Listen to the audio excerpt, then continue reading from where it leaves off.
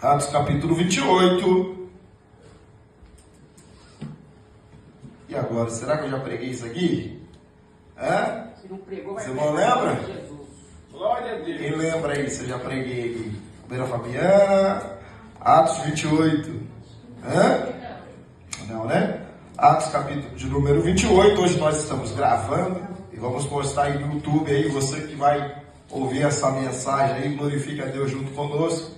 E os irmãos também que não puderam ver no culto, pelo menos a palavra depois através da rede social, os irmãos ouvem e dão glória a Deus juntinho conosco, amém? Diz assim, capítulo de número 28, versículo 1: E havendo escapado, então souberam que a ilha se chamava Malta, e os bárbaros usaram conosco de não pouca humanidade, porque acendendo uma grande fogueira, nos recolheram a todos por causa da chuva que caía e por causa do frio. E havendo Paulo ajuntado uma quantidade de vides, pondo-as no fogo, uma víbora, fugindo do calor, lhe acometeu a mão. E os bárbaros, vendo-lhe o réptil pendurado na mão, diziam uns aos outros: certamente este homem é homicida, visto que, como escapado do mar, a justiça não o deixa viver. Mas sacudindo ele a víbora no fogo, não padeceu nenhum mal. E eles esperavam que viesse a inchar e ou cair morto de repente. Mas tendo esperado já muito, e vendo que nenhum incômodo lhe sobrevinha, mudando de parecer, diziam que era um Deus. E ali próximo daquele mesmo lugar, havia umas herdades que pertenciam ao principal da ilha, por nome Públio, o qual nos recebeu e hospedou benignamente por 3 dias. E aconteceu de estar em cama, enfermo de febres, e desindiria o pai de Públio, que Paulo foi ver, e havendo orado, pôs as mãos sobre ele e o curou. Feito, pois, isto, vieram também ter com eles os demais que na ilha tinham enfermidades, e os quais nos distinguiram também com muitas, e havendo de navegar, nos proveram das coisas necessárias. Amém? Pode soltar o fundo aí. Tirando do telão que eu não sei. Amém? Queridos, prestem atenção. São 15 para as 9. Hoje eu não termino essa mensagem, não, né? Vai chegar apenas no versículo 3, tá bom, vamos ver. Esse texto, ele fala sobre um naufrágio, me rouba, né? Aleluia! E é fácil pregar e falar quando Jesus está no barco, né? Vem a tempestade, o barco vai afundar. Livro de Marcos, capítulo 4, 35, Mateus 8, 32 e diante. É fácil falar quando Jesus está no barco. É fácil falar quando Jesus ele vem andando sobre as águas, igual você vê no livro de Mateus, capítulo 14, a partir do versículo 22. Jesus ele vem andando sobre a tempestade. E tempestades acontecem na vida daquele que navega. Todos nós que somos servos de Deus, aplicando essa palavra para a nossa vida, podemos comparar o mundo como um mar que nós temos que atravessar, nós temos que passar por cima dele. A vida e o cotidiano que nós enfrentamos todos os dias. O barco que representa você, que representa o veículo, o seu corpo, o veículo que Deus te deu para trafegar sobre essa terra, que ele é dotado por várias áreas, por vários compartimentos, Todos sabem que eu explico aqui sobre as 7 áreas da vida: espiritual, área mental, área física, área familiar, área sentimental, área profissional e a área financeira. O barco representa eu e você, as ondas, as tempestades, representam as circunstâncias. Todos nós enfrentamos no dia a dia, todos nós passamos nessa vida. E é muito bom quando Jesus está no barco, porque nós podemos clamar, e se Ele acordar, Ele vai acalmar a tempestade. É muito bom quando Jesus ordena e Ele diz: faça esse caminho, faça esse serviço, vá nessa caminhada e nessa pegada. E vem a tempestade, e nós entendemos que mesmo Ele não estando no barco, de repente Ele aparece caminhando por cima das águas. Agora o ruim mesmo é quando estamos num barco, e nesse barco nós não estamos sozinhos, estão diversas pessoas conosco, assim como estava o apóstolo Paulo. Aqui o apóstolo Paulo ele foi preso por 3 vezes nas suas viagens missionárias. Essa daqui ele fez um apelo, porque nenhum dos seus irmãos, nenhum dos judeus compareceram na sua audiência. Isso daqui é muito triste. Isso daqui é as pegadas e as marcas que o missionário ele enfrenta.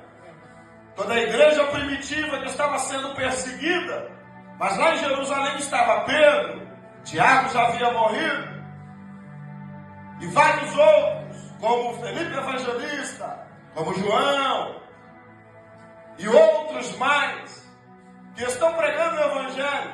A igreja que estava reunida em Jerusalém, daquela igreja ali, quando o apóstolo Paulo ele aparece, e ele foi preso, ninguém apareceu na sua audiência.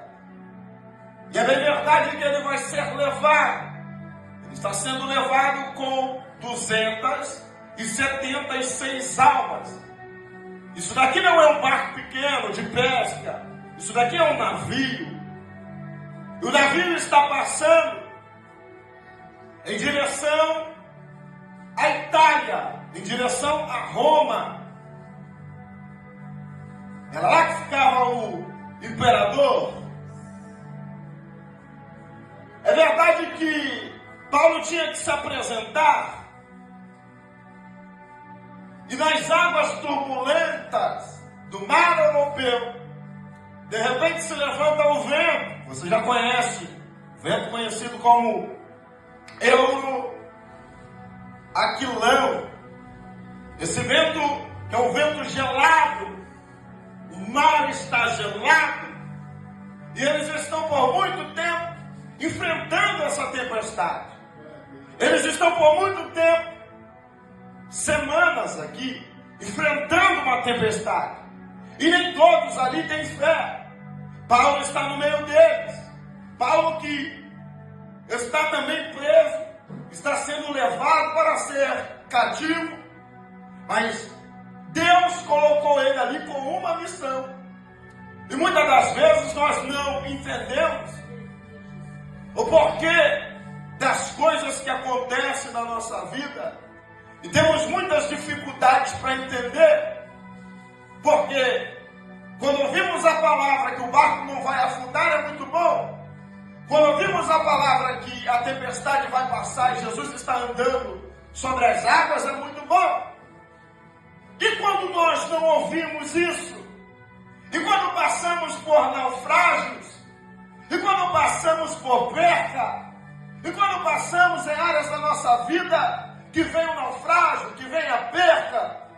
E quando passamos por áreas da nossa vida que Jesus não vem andando sobre a tempestade, que o vento não para, que a tempestade não se acalma, e vemos naufragar áreas da nossa vida, vemos naufragar áreas financeiras, vemos naufragar áreas familiares, Vemos pessoas do nosso cotidiano, pessoas da nossa família, que oramos e a pessoa continua nas drogas, a pessoa continua na prostituição. Observamos pessoas que estão com a sua vida destruída. Quantas pessoas passando por tragédias, quantas pessoas passando por naufrágios, quantas pessoas perdendo tudo. E mesmo que oramos, e mesmo que clamamos, nada acontece. Aí fica mais difícil. Aí fica mais difícil de caminhar. Aí fica mais difícil de ter fé. Aí fica mais difícil de ter uma palavra. Por quê? Porque por mais que estamos na posição, por quê? Porque por mais que estamos na posição, as circunstâncias e as coisas que ocorrem na nossa vida, é tudo ao contrário. Não é fácil pregar, não é fácil ir para a igreja, não é fácil ser obreiro, não é fácil estar na casa de Deus. Quando tudo está quebrado, quando tudo está arrebentado, quando a vida financeira está arrebentada, a vida emocional está arrebentada, o casamento está arrebentado. Paulo está com 276 almas, mas Deus lhe deu uma direção. E eu abro parênteses nessa noite para mim, para você, para entendermos que mesmo que possamos passar por naufrágios na nossa vida, Deus nos deu uma direção. Que é isso, pastor, que você está falando? Deus já havia falado com Paulo, e a palavra dele vale mais do que a circunstância. Deus já tinha falado para Paulo, e qual era a promessa? É necessário você chegar na Itália, é necessário você chegar em Roma. Não importa o que está acontecendo na minha vida financeira, não importa o que está acontecendo na minha vida espiritual, não importa o que está acontecendo na minha vida sentimental, não importa o que está acontecendo na minha família, na minha casa. O que importa é que tem uma palavra liberada sobre a minha vida. O que importa é que tem uma promessa de Deus. E se Deus falou que eu vou chegar do outro lado, pode vir o vento, o barco pode afundar, pode vir o naufrágio, mas eu vou chegar do outro lado. Eu vou chegar até o lugar que Deus prometeu que eu iria chegar.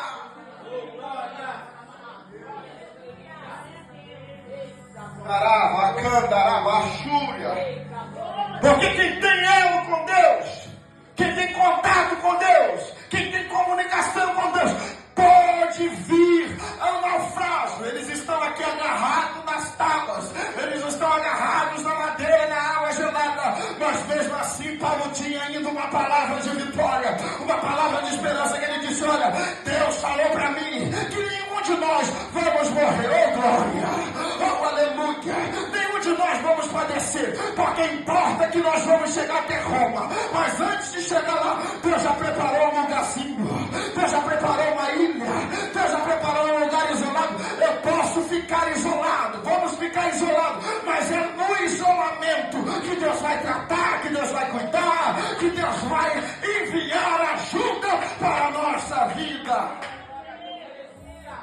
Oh glória! Olha o texto 44 do versículo 27. E os demais, uns em tábuas, outros em coisas do navio. Oh glória! Existem momentos que Deus nos deixa agarrado a cacos. Existem momentos em que Deus nos deixa agarrado,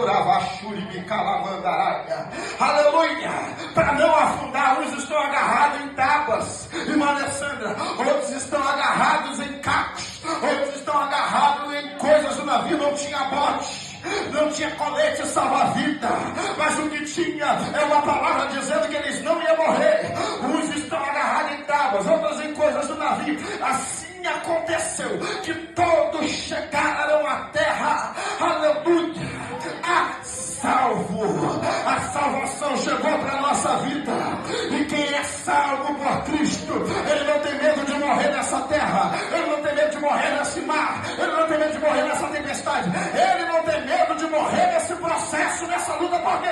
Porque existe uma palavra liberada sobre a sua vida. Deus já salvou a tua alma, Deus já salvou a tua vida, Deus já salvou a tua casa. glória! Vamos para o texto, eu não vou chegar mesmo. Ó, presta atenção no texto. Versículo 1. E havendo escapado, oh glória! E havendo, todos nós só estamos vivos. Não é porque somos bons, não é porque somos melhores, não é porque somos estrelinhas ou a rainha da cocada santa. Não. Todos nós que estamos na presença de Deus, nós só estamos vivos por causa da misericórdia e da graça de Deus. Nós só estamos vivos. Por quê, pastor? Porque o inimigo queria nos engolir vivo. Se não for o Senhor que estivesse ao nosso lado, como disse o salmista no livro de Salmo 124, se não for o Senhor que estivesse ao nosso lado, olha, diga Israel, se não for o Senhor que estivesse ao nosso lado, quando os homens se levantaram contra nós, quando as águas bravias, recalamandaráquia, se levantaram contra nós, quando as correntezas se levantaram contra nós, aleluia, mas o Senhor estava conosco, o Senhor nos deu livramento, porque o salmista diz no livro de Salmo 124, versículo 7, a nossa alma escapou como um laço, como um pássaro, do laço do passarinheiro, o laço quebrou e nós escapamos. Salmo de número 91, versículo 3 diz, porque Ele te livrará do laço do passarinheiro e da peste perniciosa. O que você está dizendo nessa noite? Eu estou dizendo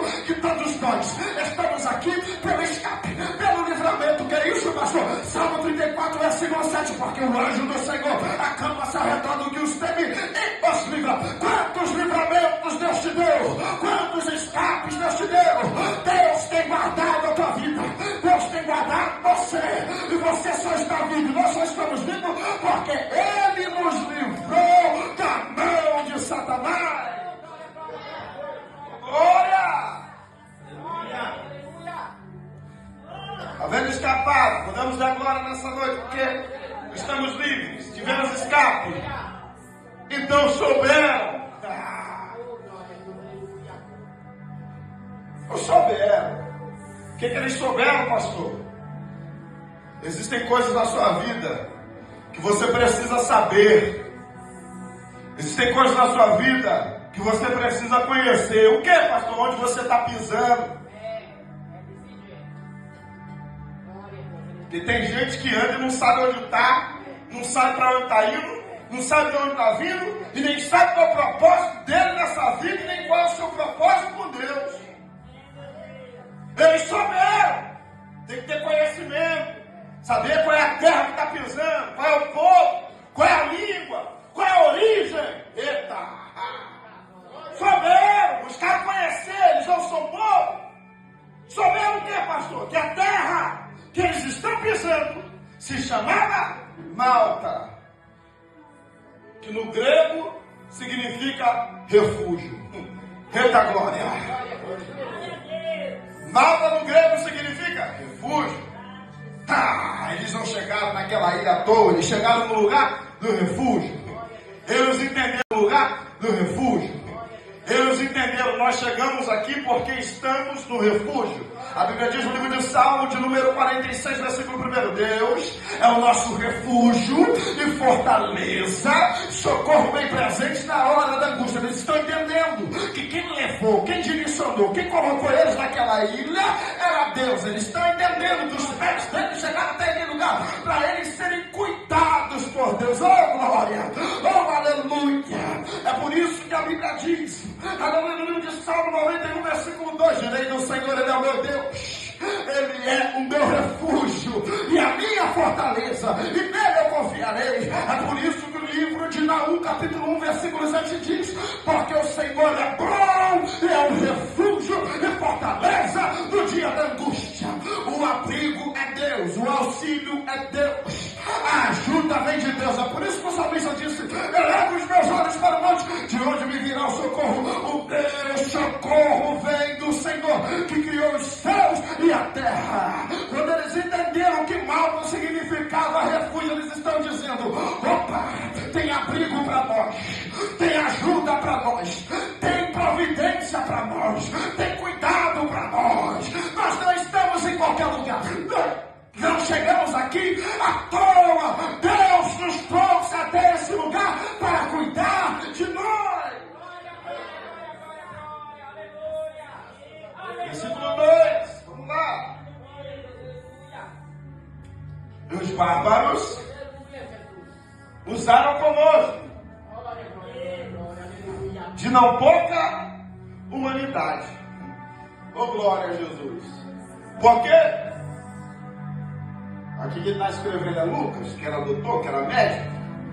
Por que ele estava usando bárbaros?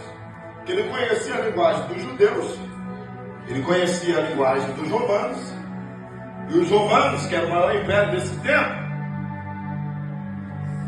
eles tinham a mania, o costume de dizer que as pessoas que moravam em ilha, em pequenos povoados, eram bárbaros.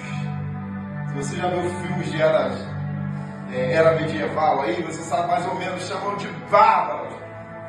Os soldados, povo pagão, que adorava diversos deuses. E eles estão chamando de bárbaros porque eles não eram civilizados. Só que Deus está usando aquele que Roma, o sistema, não dá nada para ajudar aqueles que estavam precisando de abrigo. Eita glória!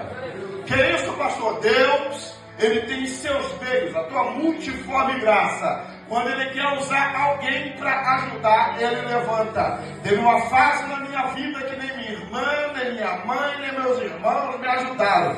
Deus levantou uma amiga minha que eu tinha. Sabe o que ela era? Mãe de santo. Foi ela que me ajudou, que me estendeu a mão, que esteve comigo e colocou uma palavra na minha cabeça para mudar a direção. O que você está dizendo? Eu estou dizendo que quando Deus Ele quer usar, Ele usa quem Ele quer, da maneira que Ele quer, do jeito que Ele quer. E Deus nessa noite está dizendo para mim e para você, se for preciso, mesmo que a ajuda não venha de dentro, mesmo que a ajuda não venha de quem diz que é civilizado, mesmo que a ajuda não venha de quem diz que pode fazer, a ajuda virá de qualquer jeito, porque o Deus da providência é o Deus que está aqui nessa noite dizendo, eu não trouxe vocês aqui para morrer, eu não trouxe vocês aqui para ficar isolado, eu trouxe vocês aqui e eu vou usar da minha multiforme graça para te abençoar. Ah, mas não tem pão, não tem carne, não tem problema não, eu vou mandar corvo levar para vocês o pão de manhã, eu vou mandar o corvo levar para vocês a carne de tarefa da candarava sonha.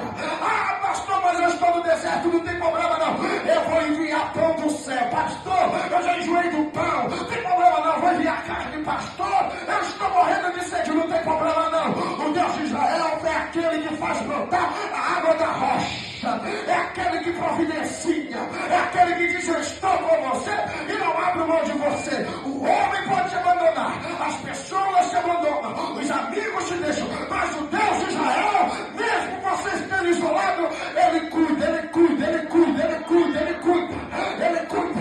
Deus vai usar pessoas para confundir essa sociedade podre, hipócrita, mentirosa, falsa. Deus vai usar pessoas para abençoar essa igreja, para abençoar a tua casa, para abençoar a tua vida, para abençoar esse ministério. Todos saberão que aquele que nos trouxe é aquele que garante a vitória do povo de Deus.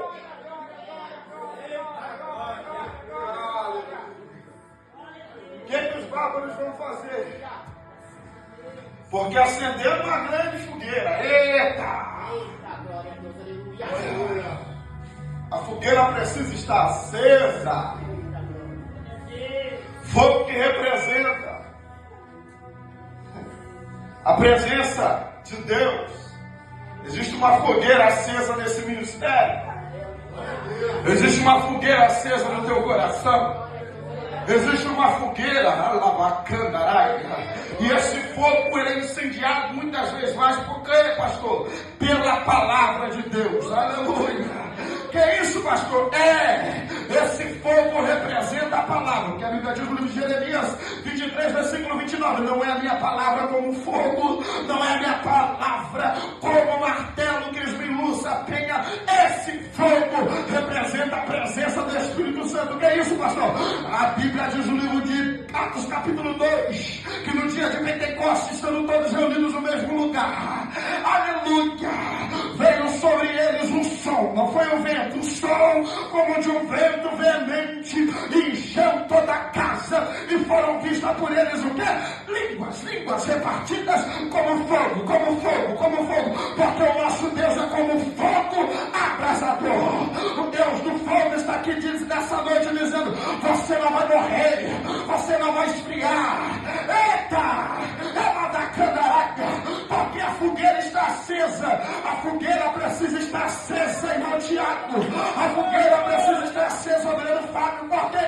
Porque é a fogueira que nos aquece, é a fogueira que nos aconchega, é a fogueira que nos faz entender que pode dar tempestade que for, vento que for, mas a fogueira estando acesa, nós temos calor, nós temos prazer, nós temos vida na presença de Deus. A fogueira está acesa. Por quê? Porque eles sabiam. O que eles sabiam? Eles sabiam que eles estavam correndo risco. O risco que essas igrejas aí já correram. O risco que esse povo aí já correu. Que risco é esse? É o risco da hipotermia espiritual. Já viu hipotermia? Hã? Quando você está com frio, primeira coisa que começa a tremer é o quê? Hã? Primeira coisa que fica gelada, o que é? A mão. Ela é a primeira, a ponta do dedo é a primeira, né? Eita, eu lembro quando, época de casado, né? Novo, tá vendo o meu Rafael casado, né? Quando eu casei com a Ariane, a diaconisa Ariane, ela tinha mania de tirar o pé gelado assim e colocar nas minhas costas. Lembra disso? Né? No frio, pé gelado, ela botava assim, nas minhas costas, assim, para esquentar. Glória a Deus. O meu Fabiana também? Vai se preparando aí, Tiagão. Ô, glória. Aleluia. Primeira coisa que esfria é a mão. Eita, Jesus. E os pés. A mão que representa aquilo que você trabalha. Você pode ver a pessoa quando está com hipotermia espiritual. Ela não tem vontade de trabalhar na obra de Deus. Ela não tem vontade de trabalhar na casa do Senhor. Porque a mão dela está fria, está dura. Quer fazer? Não. Posso contar? Não. Por quê? Porque ela está com hipotermia espiritual. E pela mão não é nada. O problema é quando vai se agravando. É quando dá tremedeira. É quando começa a tremer. Eita, você conhece crente assim? Crente que treme na base, que não tem firmeza, que não tem estrutura. Por quê? Está com hipotermia espiritual, está frio. Eita. E quando vem a fé, piorou. Eita, Jesus. Aleluia. A hipotermia espiritual, ela treme as mãos, ela treme os pés. E a pior fase não é essa, a pior fase é a fase da dormência. Quando a pessoa perde a sensibilidade de sentir o toque. Eita, Jesus falando aqui. Aleluia, por isso, Tiagão, que a fogueira está acesa. É por isso que o crente não pode ficar fora da fogueira. Esse povo que está por aí dizendo que não precisa de igreja, que não precisa caminhar, que é Cristo em casa. Tem um monte na internet de imbecil, de idiota, que estão por aí, que estão assim mesmo. Não preciso da igreja, fui da igreja há muito tempo. É porque está frio, não sente mais a presença do Espírito Santo, perdeu a sensibilidade de Espírito. O Espírito nos traz nessa noite para dizer para nós: a chuva pode cair, o vento pode soprar, mas a fogueira continua acesa. Todas as vezes que você vir nessa casa, você vai ver o fogo da palavra dizendo: Deus dizendo, eu sou contigo, eu estou com você, eu posso te salvar, eu posso curar, eu posso libertar. É Ele que cura, é Ele que salva, é Ele que liberta, é Ele que nos salva, é Ele que batiza, é Ele que nos dá esperança, é Ele que nos aviva, é Ele que nos renova, é Ele que nessa noite nos diz: a fogueira continua acesa.